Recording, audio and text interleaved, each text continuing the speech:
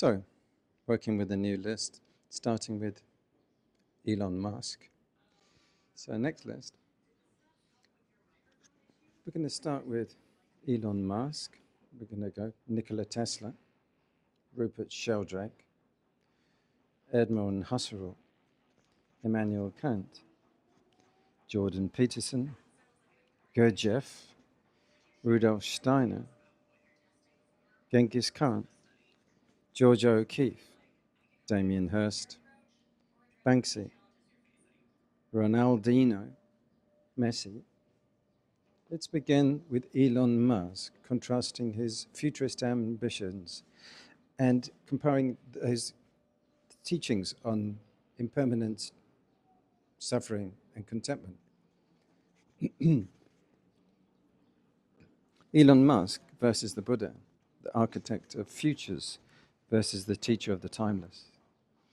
Contrasting ambition, Elon Musk, the visionary entrepreneur behind Tesla, SpaceX, and Neuralink, pushes human potential to its limits. He declares, "I think it is possible for ordinary people to choose to be extraordinary." Musk focuses on creating a better future, colonizing Mars, advancing AI, electrifying transport. The Buddha, by contrast, saw the limits of external progress. Even the greatest of achievements are impermanent. Seek the extraordinary freedom beyond craving and becoming. Musk wants humanity to reach the stars. The Buddha taught us how to reach liberation here and now. Quirk and relentless striving, Musk thrives on impossible goals, famously working 100-hour weeks, often proclaiming, "Work like hell." You have to put in 100 to 180 hours in per week. This increases the odds of success. Valued effort, the Buddha. His effort was directed inwards, that wise do not burn themselves out. Balance leads to lasting success beyond worldly success. Imagine Musk presenting that Mars blueprint to the Buddha. Now, the Buddha, listening patiently, might say, "You seek new worlds, but what of the suffering in this one? Conquer craving, and no planet will bind you." Attachment to innovation versus inner stillness. Musk believed technological progress is humanity's salvation. He famously asked, "If something is important enough, even if the odds are against you, you should still do it." The Buddha might respond with a question of his own. Is there salvation in which is impermanent? Even in Mars, there will be decay. Find freedom in the unconditioned. Musk's smile races towards the future. The Buddha quieted the mind to see reality as it is. Such a twist, the Buddha might have offered Musk the parable of the raft, Alagadupama. The raft is used to cross the river, but is not carried on. Progress, like the raft, is a tool. When the river is crossed, let it go. Musk, fixated on humanity's next frontier, might reply, we need to survive and build. The Buddha, serene and clear, would answer, build, but know that all you build will fade. Only the end, build, the mind freed of craving, endures. This comparison balances Musk's relentless drive for innovation and external progress with the Buddha's focus on inner freedom and impermanence. So, it's an interesting contrast. Let's have a look at Nikola Tesla, a similar vein. Nikola Tesla versus the Buddha, the master of electricity versus the illuminator of wisdom. Contrasting light. Nikola Tesla, the eccentric genius who harnessed all alternating current, AC, and dreamed of free energy for the world, declared, if you want to find the secrets of the universe, think in terms of energy, frequency, and vibration. Tesla's brilliance was in revealing invisible forces that powered the material world. The Buddha, too, spoke of unseen forces, but his focus was the mind. The mind is the forerunner of all things. With a pure mind, the world is illuminated. Tesla brought physical light to humanity. The Buddha brought the inner light of wisdom. Quirk and solitude. Tesla lived in near isolation, often preferring pigeons to people, famously remarking, "Be alone. That is the secret of invention. Be alone. That is when ideas are born." The Buddha also valued solitude, but not for invention, for reflection and insight. The wise delight in solitude, for it brings clarity and freedom, while Tesla's solitude birthed machines and technologies. The Buddha's solitude dissolved all mental fabrications. In stillness, all illusions fall away. Attachment to invention. Tesla's life was consumed by his inventions and visions. He once wrote, "I do not care that they stole my idea. I care that they don't have any of their own." The Buddha might observe, clinging to new ideas, no matter how great, binds the mind. Freedom lies in letting go of all creations. Tesla chased utopian power by infinite energy, while the Buddha taught that craving itself, even for progress, was the true prison. Sutta twist. The Buddha might have offered Tesla the Kevata Sutta, where supernatural powers are questioned. Even the greatest miracle cannot free you. The miracle of wisdom alone brings peace. Tesla, with his imagination brimming, might respond, "But what if energy can save humanity?" The Buddha, calm and steady, would say, "Humanity cannot be saved through energy alone. Save the mind from delusion, and you will know true light." This comparison highlights Tesla's brilliance and his devotion to external discovery, while contrasting it with the Buddha's internal illumination of wisdom. Sparks flying. Ready for Rupert Sheldrake? Let's go ahead. Rupert Sheldrake versus the Buddha, the challenger of science versus the teacher of direct knowing.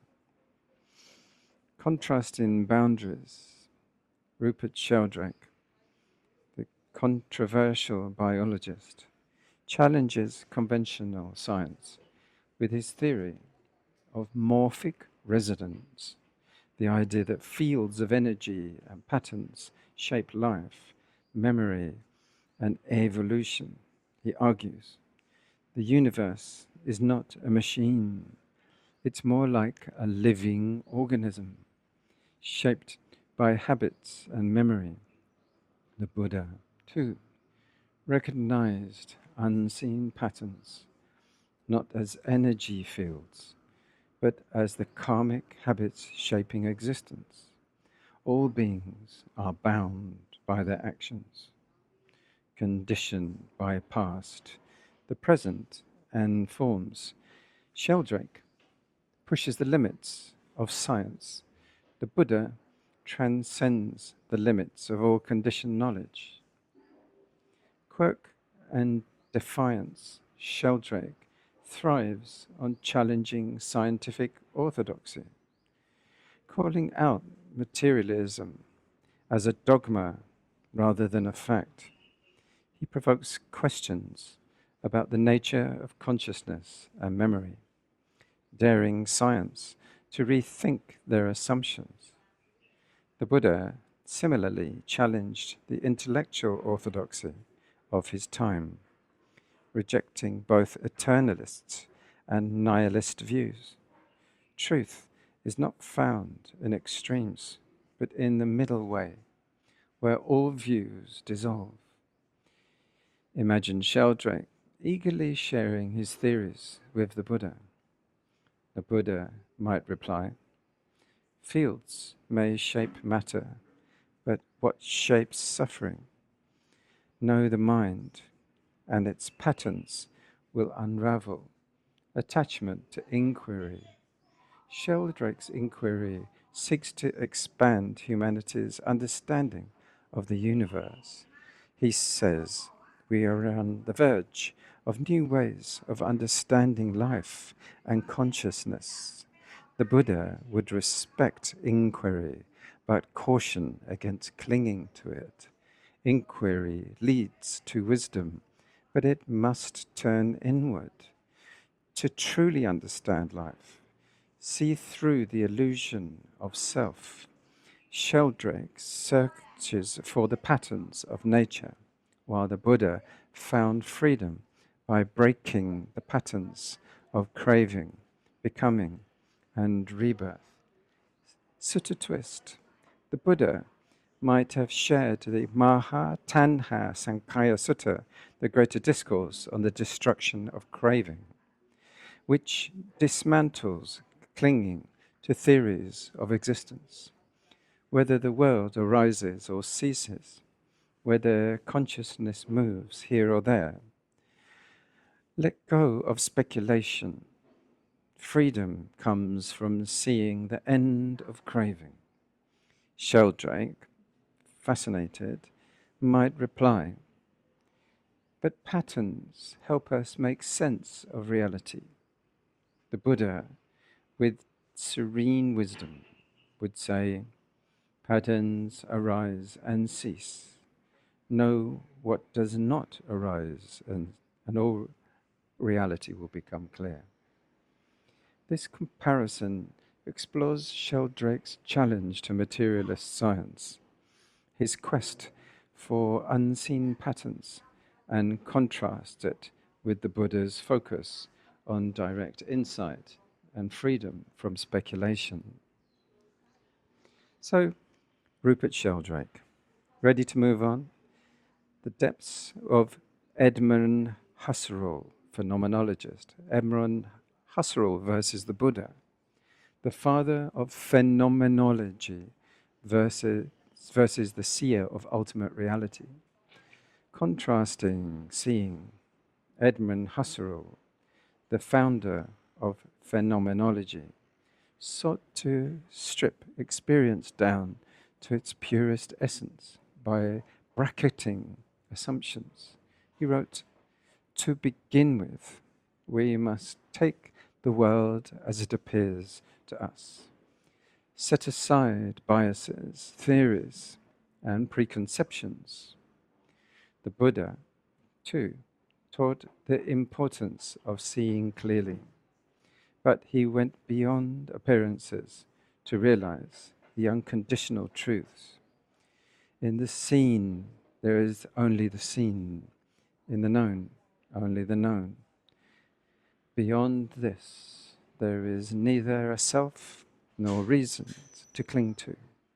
Husserl's method revealed essence within experience. The Buddha revealed the emptiness within all essences.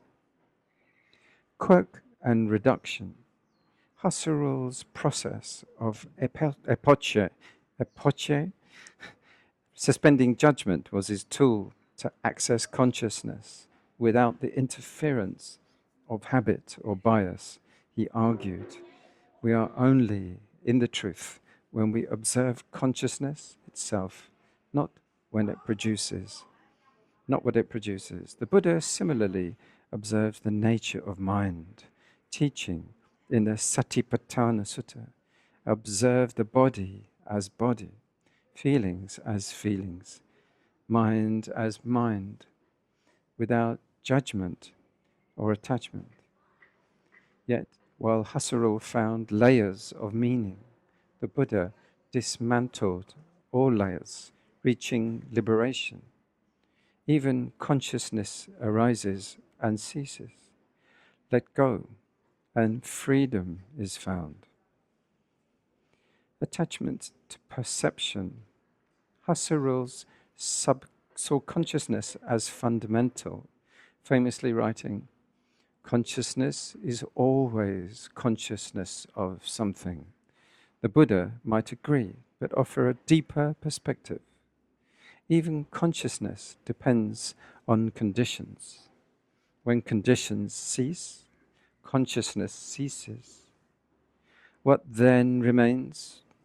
Where Husserl found truth in the structures of perception, the Buddha dissolved perception itself, pointing to the unconditioned. When perception ends, suffering ends. This is Nibbana. Sutta twist. The Buddha might have offered Husserl the Bahya Sutta. When you see, let there only the seeing. When you know, let there be only the knowing, the knowing. By not adding anything, you find peace.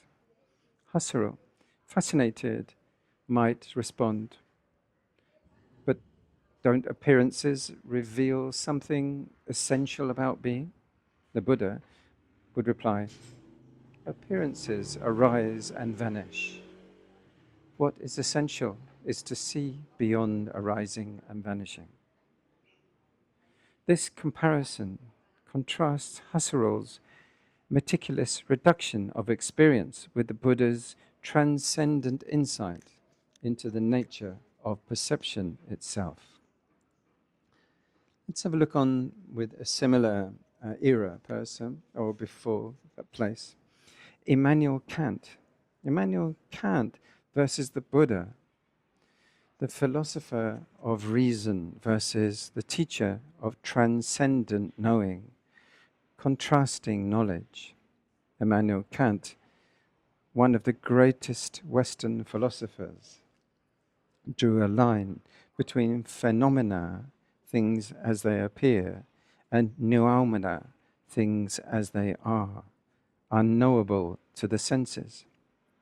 He argued, we cannot know things in themselves. We can only know how they appear to us. The Buddha, too, recognized that appearances deceive, but he offered a way to break free by seeing through illusions.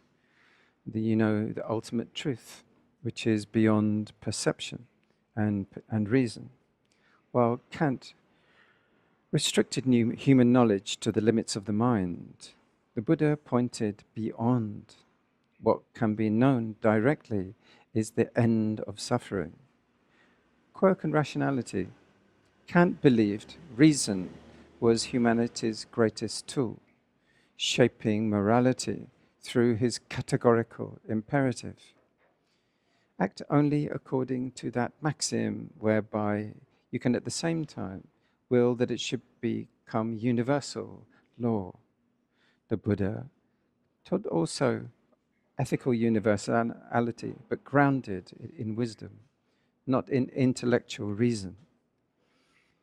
Cease to do evil, cultivate the good, purify your mind. Imagine Kant explaining his moral framework to the Buddha, asking, what rational foundations supports universal ethics?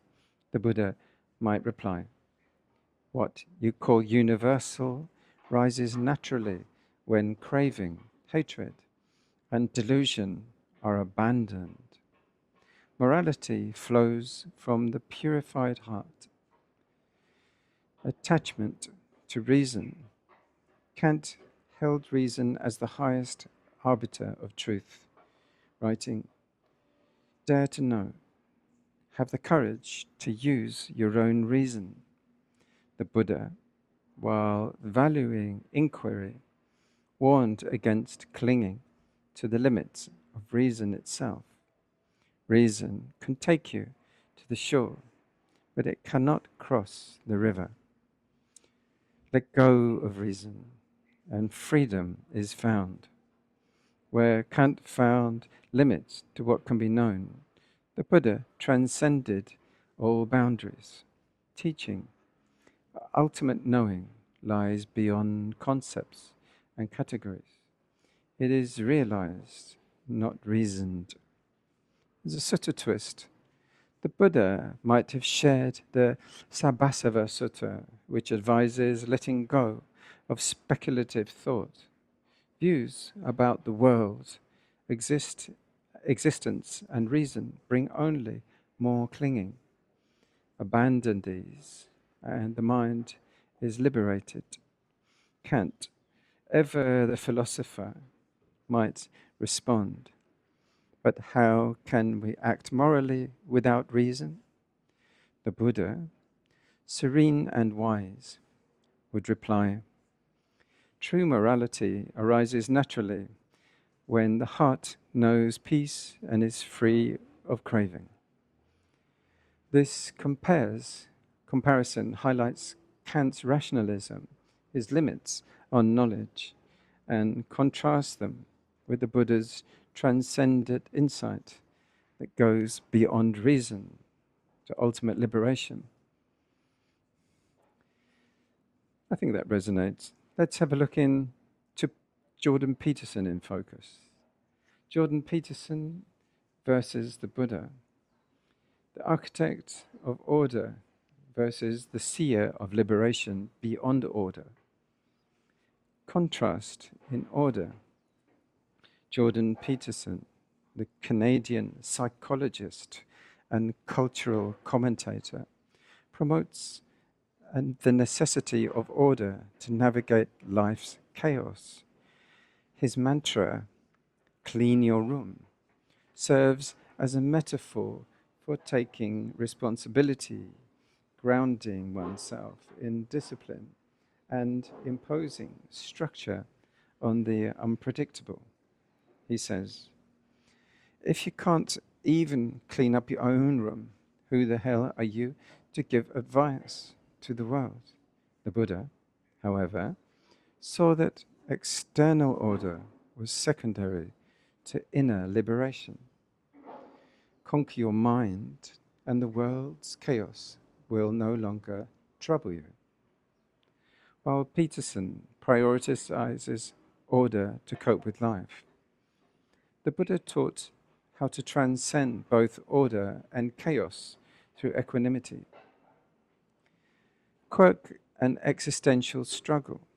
Peterson grappled with questions of suffering, morality, and meaning, often invoking stories of archetypal heroes like those in mythology or scripture.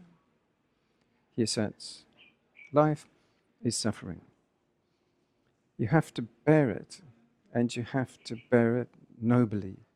The Buddha, too, recognized suffering as life-defining truth. But he went further. Suffering can be ended, not by bearing it forever, but by understanding its cause and abandoning it. Peterson advocates enduring suffering as a noble responsibility. The Buddha offers a path to its cessation entirely. Attachment to meaning. Peterson believes life's meaning emerges to responsibility, purpose, and facing the darkness.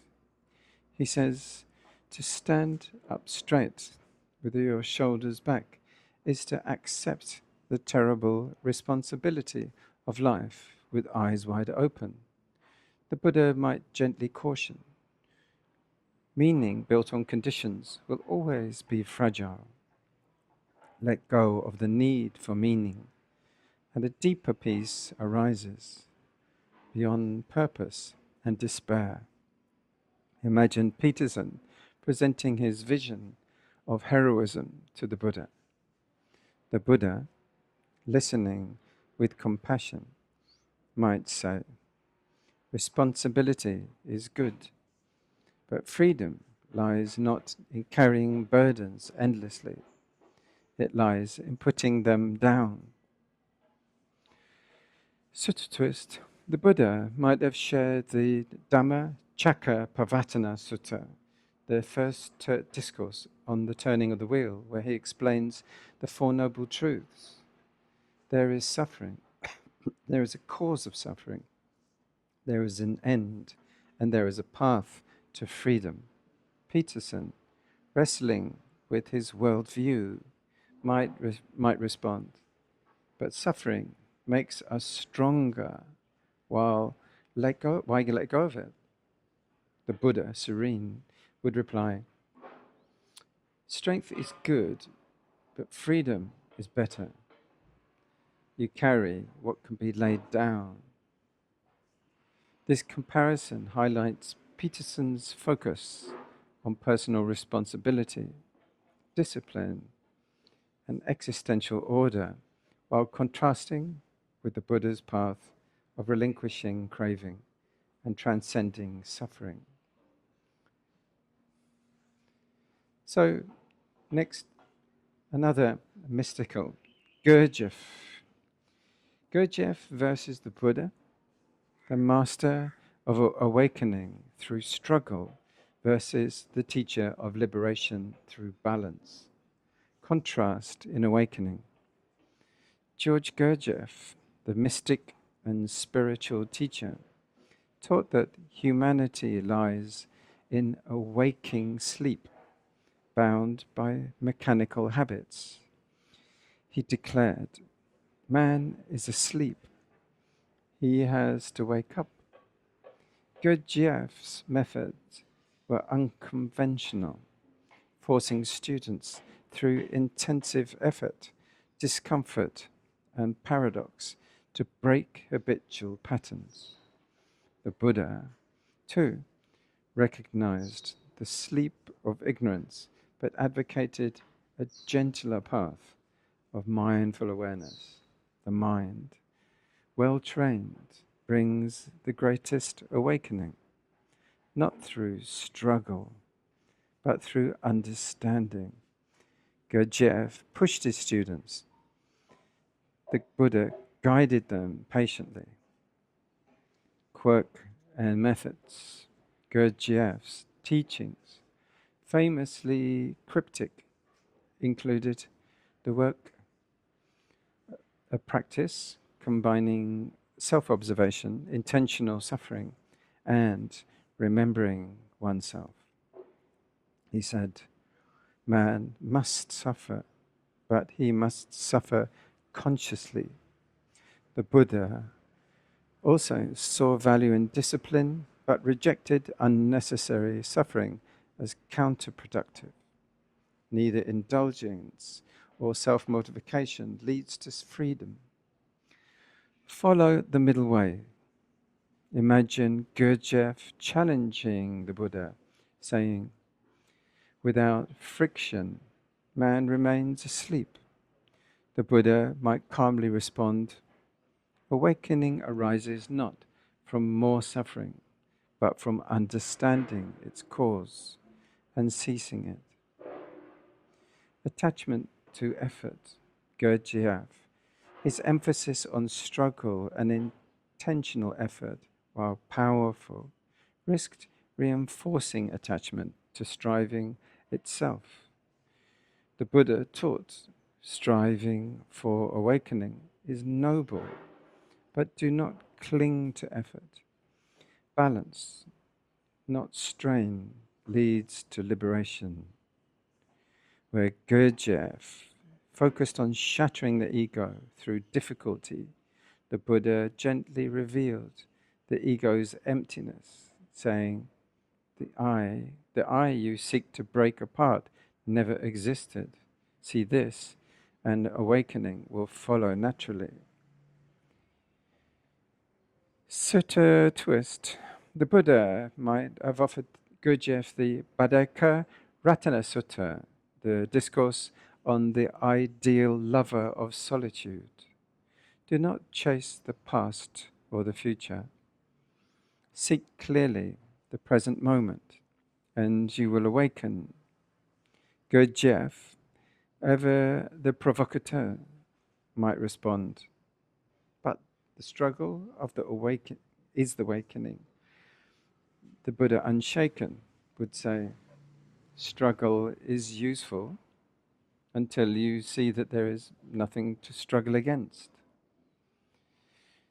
This comparison highlights Gurdjieff's rigorous, effort-ridden path to breaking habits and contrasts it with the Buddha's middle way, balanced, clear, and rooted in direct seeing. Another person from that era, names often comes up together, Rudolf Steiner, versus the Buddha, the seer of spiritual signs versus the teacher of unconditioned truth. Contrast in vision, Rudolf Steiner, the founder of anthroposophy and Waldorf education, blended science, mysticism, and spiritual exploration. He believed man is not a being standing still, but one in the process of becoming.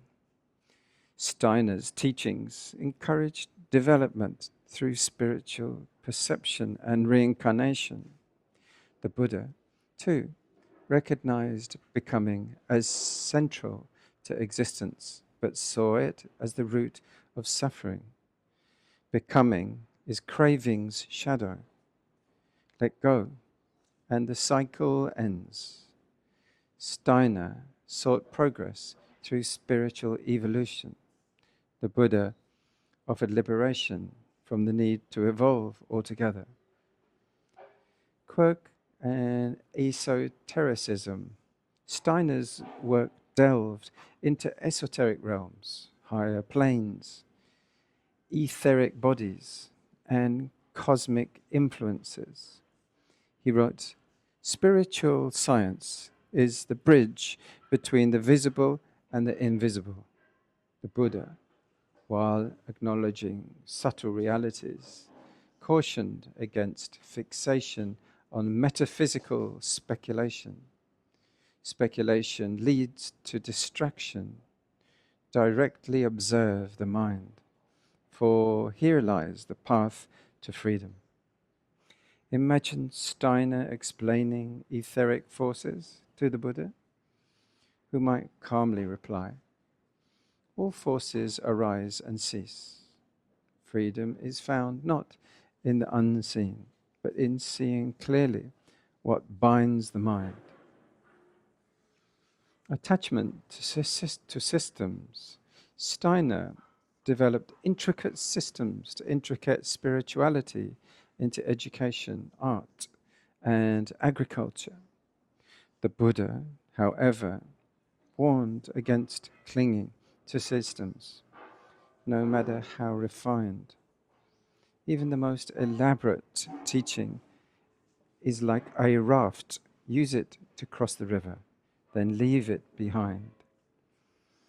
Where Steiner encouraged building bridges between worlds, the Buddha taught crossing over entirely, beyond concepts and systems. Sutta twist. The Buddha might have offered the Steiner the Tevijja Sutta, the threefold knowledge, where he critiques speculations on cosmic realms. To grasp the unseen while ignoring the present mind is like chasing shadows. Freedom lies in understanding, craving here and now. Steiner, always the integrator, might respond. But what of spiritual progress across lifetimes? The Buddha would reply, progress exists only until you let go of becoming.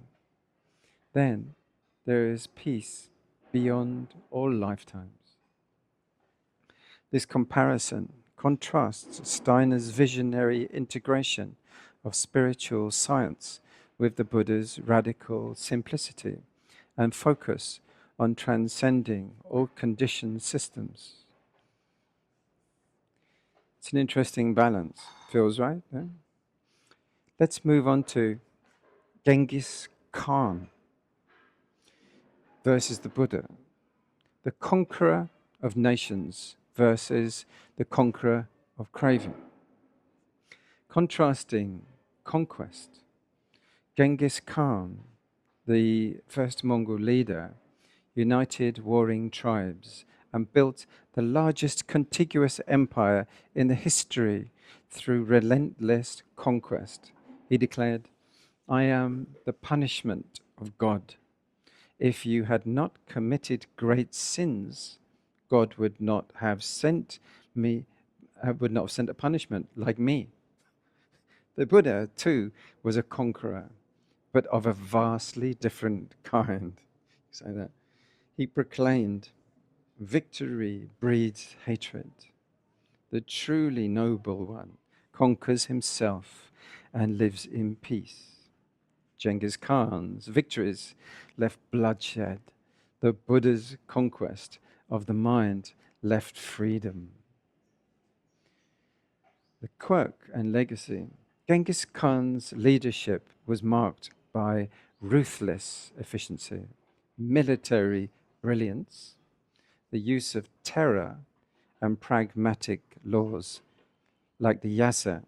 But he was also a unifier, introducing religious tolerance, postal systems, and trade routes across the Silk Road. The Buddha, too, brought unity, but through wisdom and compassion, not by force, as harmony created, but by understanding. Imagine Genghis Khan boasting to the Buddha, I have brought the world under one banner. But the Buddha, unmoved, might respond, the world cannot be ruled. Rule your mind, and you will know true dominion. Attachment to power. For Genghis Khan, power was the ultimate measure of success, famously saying, the greatest joy is to vanquish your enemies, to ride their horses, and to see those who were dear to them bathed in tears.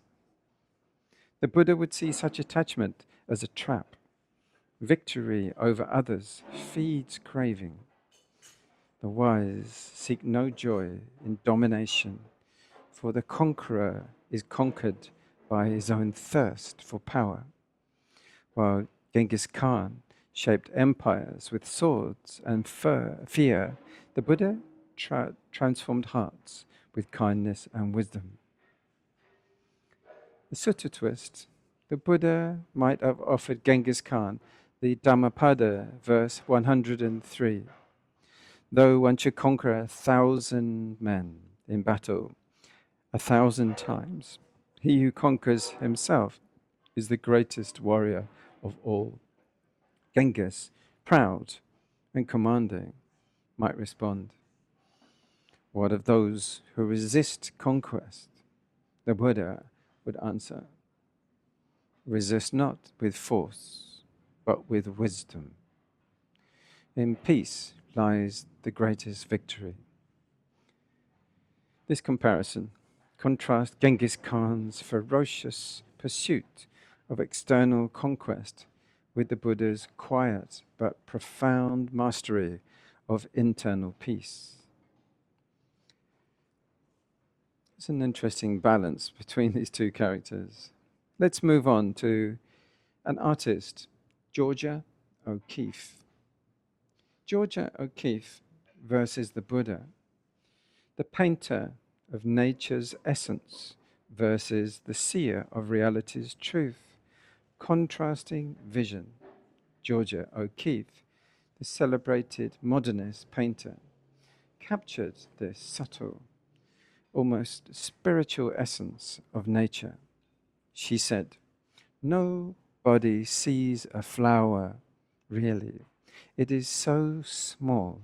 It takes time to see, takes time to have, like to have a friend takes time." The Buddha also taught the importance of seeing deeply, but not merely into objects. He declared, when one sees with wisdom, one sees that all forms are impermanent. Knowing this, one is free. O'Keeffe immersed herself in the beauty of the natural world. The Buddha pointed beyond all appearances to the unconditioned, quirk and focus. O'Keeffe, her art faces the intimate, flowers, bones, and landscapes, transforming the mundane into the profound. She remarked, "I found I could say things with color and shapes that I couldn't say any other way." The Buddha, too, drew attention to the intimate and overlooked, teaching mindfulness of small, everyday moments. In every breath and step, there is the entire path. Attend to these, and wisdom will arise. Imagine O'Keeffe presenting a giant flower painting to the Buddha. He might observe quietly and say, "You have captured its form. Now, see its impermanence." Attachment to beauty. O'Keeffe sought timelessness through her work, saying, "I want real things, things I can touch and see and feel. Real things last." The Buddha would gently caution, even the real fades. Beauty, like all things, arises and passes. Freedom comes not from clinging to what is beautiful, but from letting it go.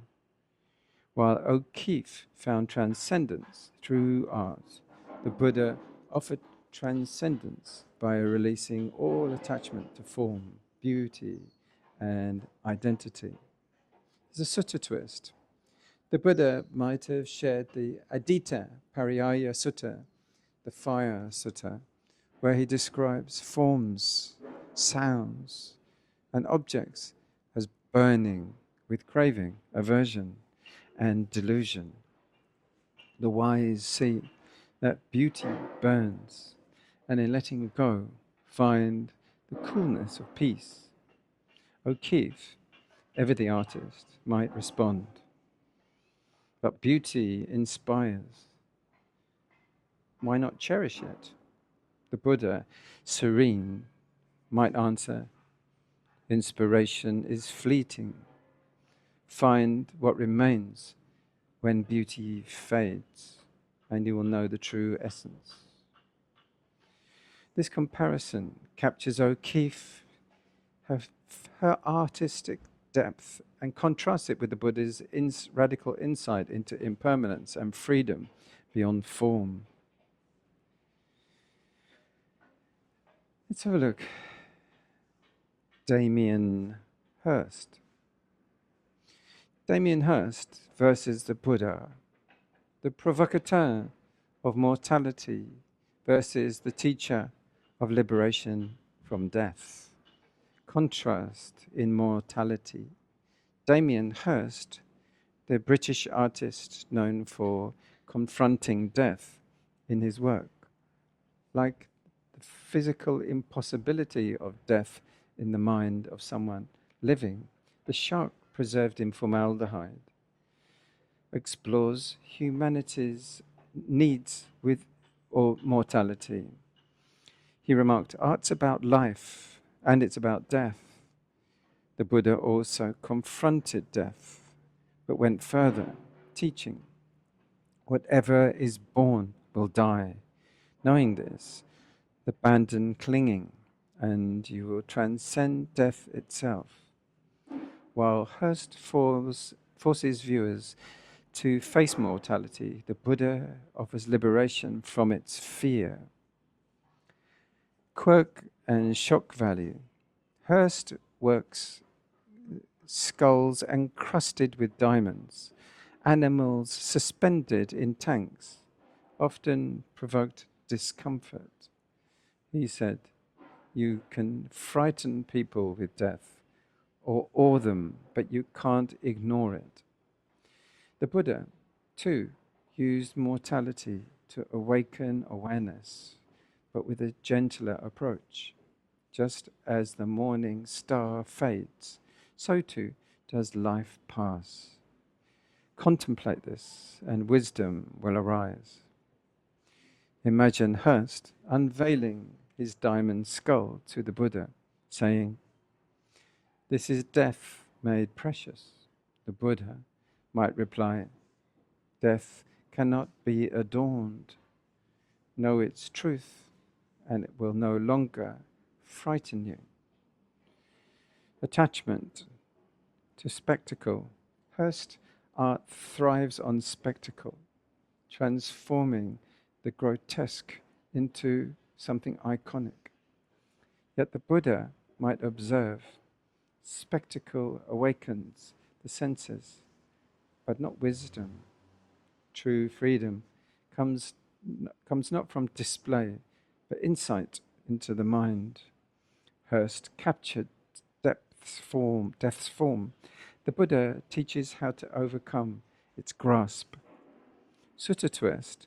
The Buddha might have shared the Marana Sati Sutta, mindfulness of death, which encourages reflection on impermanence. Life is swept away like a leaf in the wind. One who remembers this ceases to cling. Hirst, fascinated but defiant, might reply, "But art gives death meaning. It immortalizes it." The Buddha, with infinite compassion, would say, "Immortality is found not in art, but in freedom from birth and death." This comparison captures Hirst's provocative exploration of death and contrasts it with the Buddha's profound teaching on transcending mortality entirely. Interesting.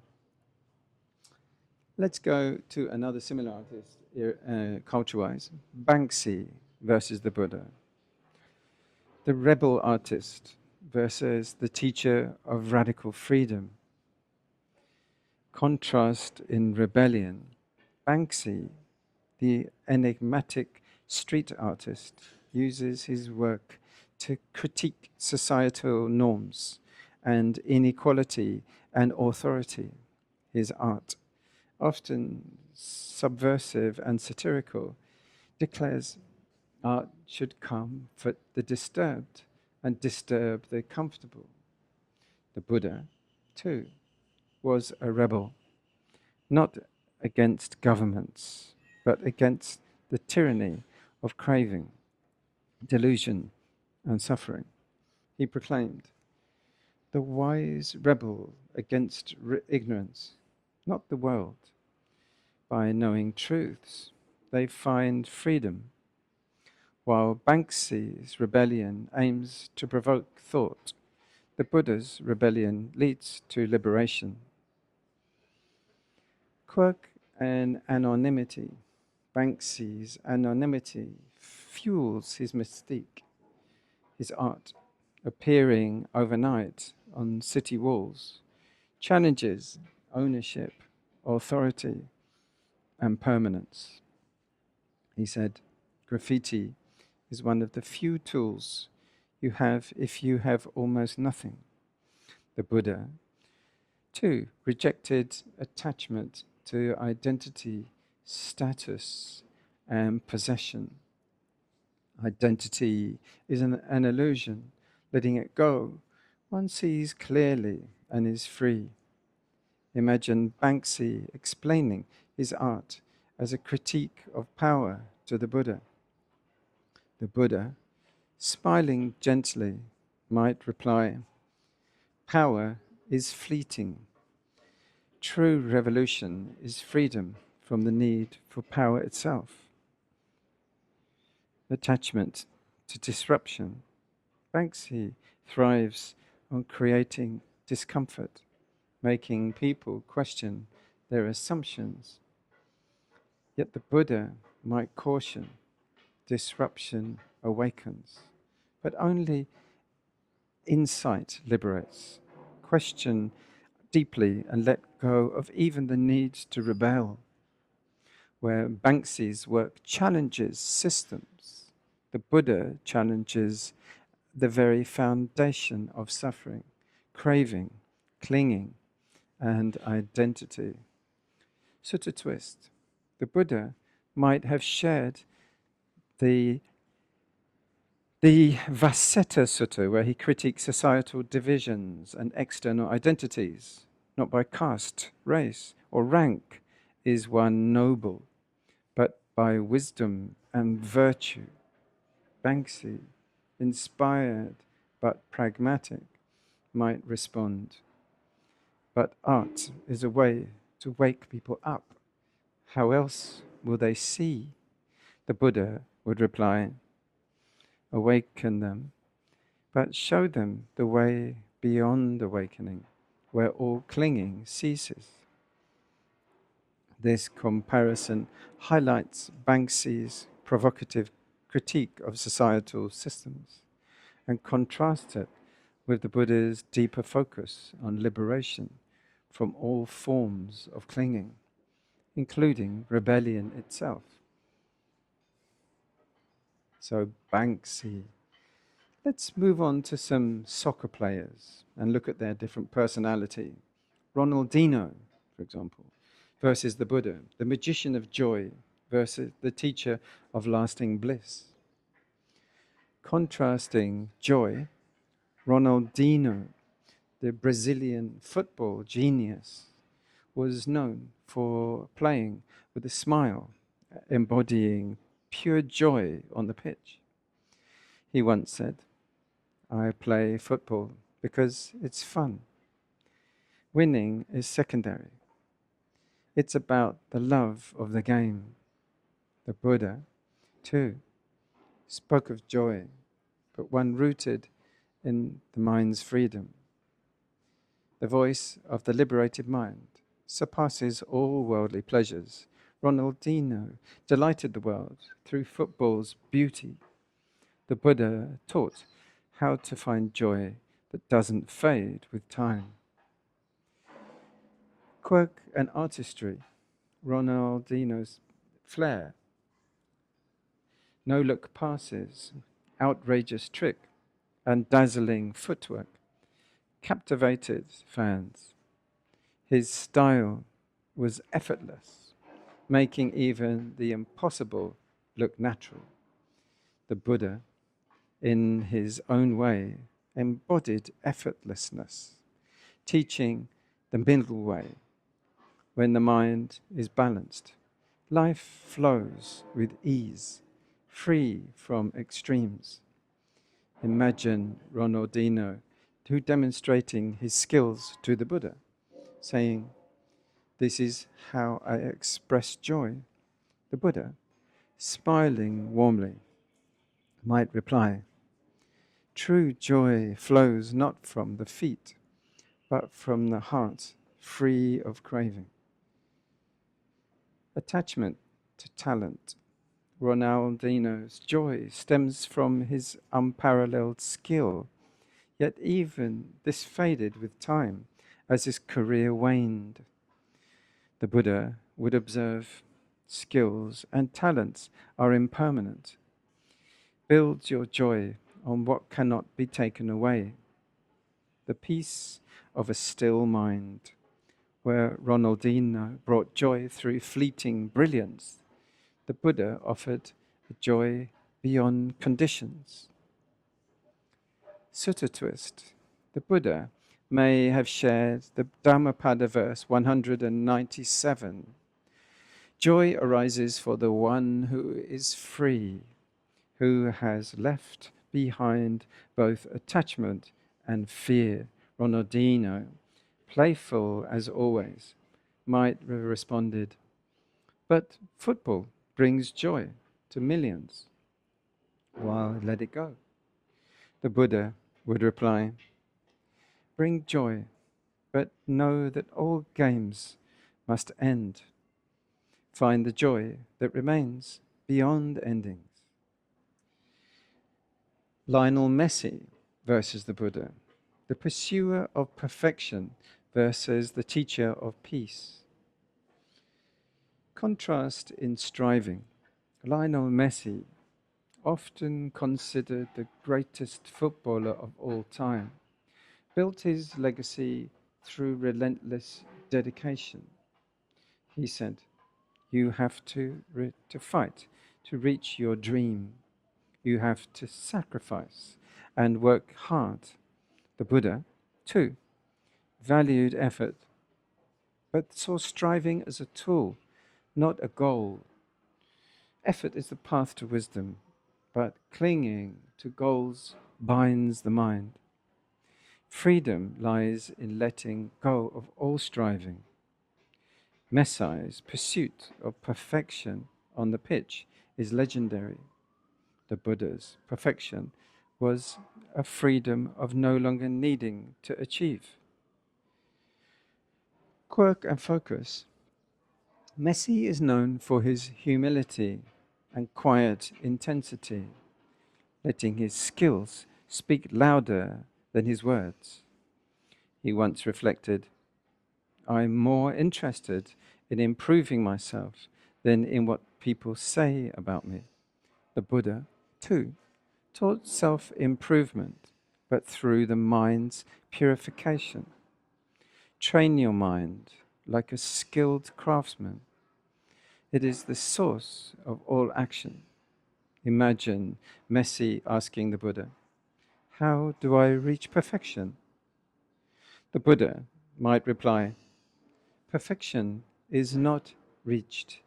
It is realized when striving ceases. Attachment to legacy. Messi's career is marked by trophies and accolades, but even he acknowledges their impermanence. I enjoy what I do, but I know it won't last forever. The Buddha would agree, gently observing, trophies and victories fade.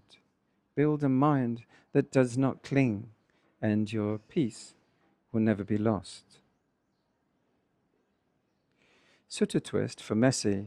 The Buddha might have shared the Chula Sihananda Sutta, the wise strive to end suffering, not to build legacies. The greatest victory is over the mind's craving. Messi, thoughtful, might respond, but striving is what made me great. The Buddha, serene, might have answered, greatness fades, peace remains. These comparisons highlight Ronaldino's joyful artistry and Messi's relentless pursuit of greatness, contrasting both with the Buddha's path of wisdom, balance, and lasting liberation.